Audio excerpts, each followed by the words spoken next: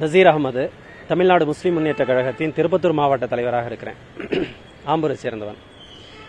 2015ஆம் ஆண்டு பவித்ரா என்ற ஒரு பள்ளிகுண்டாவை சேர்ந்த பெண்மணி காணாமல் போன வழக்கு தொடர்பாக ஆம்பூரில் வசிக்கும் ஷமீல் அகமது என்பவர் காவல்துறையால், பள்ளிகுண்டா காவல்துறையால் விசாரணைக்காக அழைத்துச் செல்லப்பட்டார்.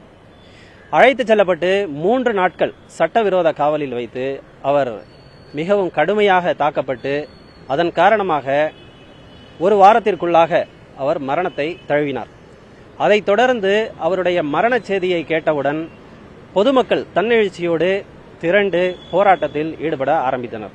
அதாவது சரியாக சொல்லணும்னு சொன்னால் 26/6/2015 மற்றும் 27/6/2015 இந்த 2 நாட்கள் போராட்டம் நடைபெற்றது. மக்களுடைய கோரிக்கை என்னவாக இருந்தது என்று சொன்னால், அன்றைக்கு காவல்துறை ஆய்வாளராக இருக்கக்கூடிய மார்டின் சஸ்பெண்ட் செய்யப்பட வேண்டும் என்பதே அவர்களுடைய கோரிக்கையாக இருந்தது. அந்த கோரிக்கையை வைத்து அவர்கள் போராடினார்கள்.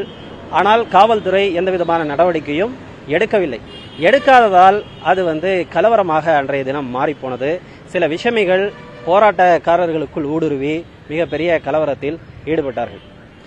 கலவரம் செய்தவர்களை அடுத்த நாள் கைது செய்வதை விட்டுவிட்டு அவசர கதியில் காவல்துறையினர் தொழுகைக்காக சென்ற, அப்பொழுது ரமலான் மாதம் என்பதனால் நோன்பு நோற்றுவிட்டு பள்ளிவாசலுக்கு தொழச் சென்ற அப்பாவி முஸ்லிம் இளைஞர்களை சுமார் 191 பேரை கைது செய்து சிறையில் அடைத்தார்கள் காவல்துறையினர்.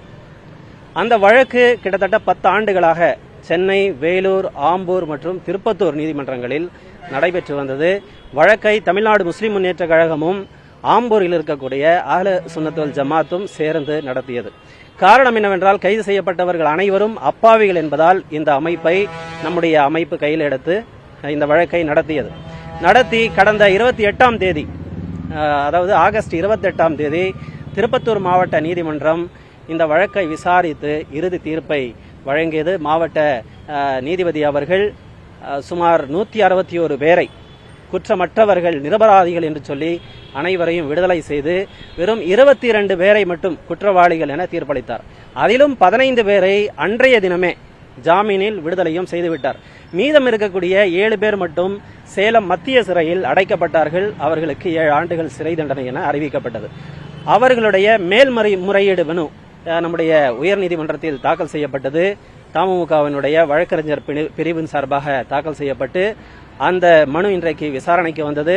விசாரணையில் அனைவருடைய அந்த 7 பேருடைய தண்டனையும் நிறுத்தி வைக்கப்பட்டு அனைவருக்கும் ஜாமீன் வழங்கி இன்றைய தினம் நீதிபதி அவர்கள், திருமதி தமிழ்ச்செல்வி அவர்கள் உத்தரவு பிறப்பித்திருக்கிறார்கள்.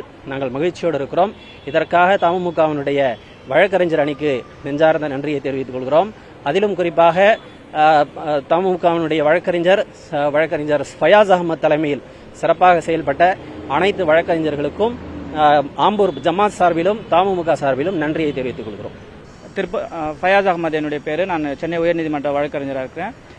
திருப்பத்தூர் மாவட்ட அமர்வு நீதிமன்றத்தால் தண்டனை விதிக்கப்பட்ட 7 நபர்களுக்கு இன்று வழக்கு விசாரணை, மேல்முறையீடு வழக்கு விசாரணையானது வந்தது. இந்த வழக்கு விசாரணையில் குற்றவாளி அடையாள அணிவகுப்பு நடத்தாமல் அப்பாவி இஸ்லாமியர்களை காவல்துறையினர் பழிவாங்க வேண்டும் என்ற நோக்கத்தில் கைது செய்த காரணத்தினால் இந்த வழக்கில் கொடுக்கப்பட்ட தண்டனை முழுமையாக நிறுத்தி வைக்கப்பட்டு உடனடியாக அவர்களை பிணையில் விட சொல்லி மாண்புமிகு சென்னை உயர்நீதிமன்றம் இன்று சிறப்பு வாய்ந்த தீர்ப்பு ஒன்று வழங்கியிருக்கிறது.